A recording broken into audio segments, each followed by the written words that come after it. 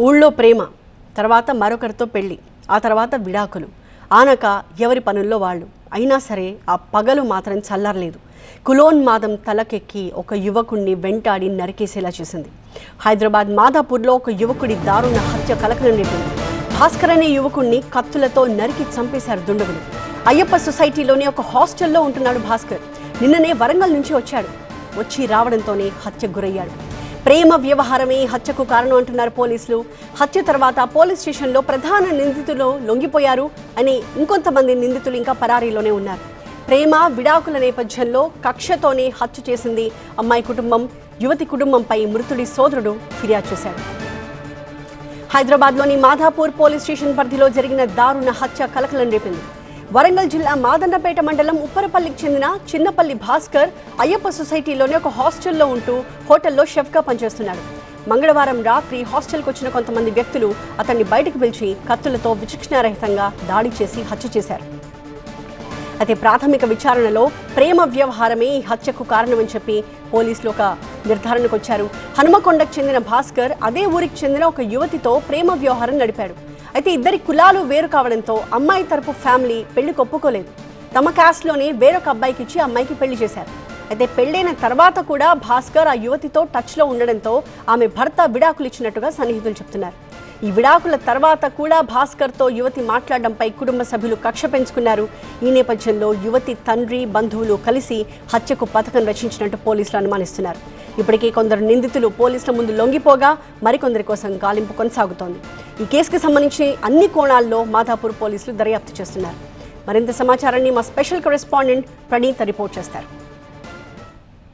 హాస్టల్లో ఉన్నటువంటి భాస్కర్ అనే 30 years యువకుడిని నిన్న రాత్రి అమ్మాయి ఫాదర్తో పాటు మేనమామ వచ్చి దారుణంగా కొట్టి చంపారు. సో ప్రజెంట్ ఈ ఘటనకు సంబంధించి ఉస్మానియా మార్చురీకి భాస్కర్ మృతదేహాన్ని తరలించారు. సో ప్రజెంట్ భాస్కర్ కుటుంబీకులు మనతో ఉన్నారు. ఏం చెప్తారండి, ఎందుకు ఈ విధంగా చంపాడంటే? హైదరాబాద్లో హోటల్లో పనిచేస్తారు. హాస్టల్లో ఉండేటైనను 2-3 వచ్చి బయటకు తీసుకొచ్చారంట. మాకు తెలియదు మేడం. రాత్రి 11 గంటలకు వచ్చారట. మేము హైదరాబాద్లో ఉంటాము. వచ్చి పిలువంగానే నీతో పని ఉంది రానంగానే తెలిసిన మనుషులు కదా, ఈ రాత్రి వచ్చి ఇలాంటి ఎవరైనా ఇష్టపడతాం కదా మేడం. అట్లా అని దిగొచ్చి బయటికి రాగానే గేటు దాటుతాంలోనే 2 గట్టిగా పట్టేసుకున్నారట. వెనకాల వేసిళ్ళు, తల మీద కొట్టిళ్ళు, తల పగిలింది. ఇట్లా పట్టుకునేసరికి వేస్తూనే ఉన్నారంట.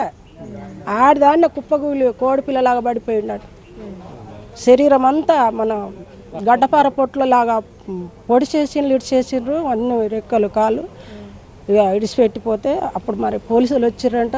వాళ్ళు వేరే అమ్మాయి అంట, ఈ అబ్బాయి అంట. ఎట్లా జరుగుతుందో మేము ఇక్కడ ఉన్నాం, మాకు తెలియలేదు. సరే మేడం, జరిగితే జరిగింది. పిల్లలు పెద్దోళ్ళు అయిన్లు, మనము వాళ్ళకి కావాలి, మనం చూడలేము. ఎవరమైనా ఇప్పుడు పిల్లలకు వాళ్ళ తల్లిదండ్రులు ఎంట ఉండం పిల్లలకు. కాబట్టి మన పిల్లలు మనం జాగ్రత్తగా చూసుకోవాలి. ఎక్కడో పని చేసుకునేటోని దగ్గరకు వచ్చి ఇట్లా చంపడం, కొట్టడం, మంచోళ్ళని రా నీతో మాట్లాడాలని తీసుకొచ్చి కొట్టి చంపి ఇట్లా చేసడము అది ఏ పాటి మంచిగా ఉన్నది అనిపిస్తుంది వాళ్ళకు. అది వాళ్ళకు అధికారం లేదు మేడం. నీ కడుపు కోసము బలి చేసడము నీకు న్యాయమా? అధికారం ఉందా? ఏం అధికారం ఉంది? నువ్వెవరివి? నీ బిడ్డను నువ్వు కాపాడుకోవాలా, నీ ఇంట్లో నీ తలుగు పెట్టుకోవాలి, నీ వస్తువును కాపాడుకోవాలంటే.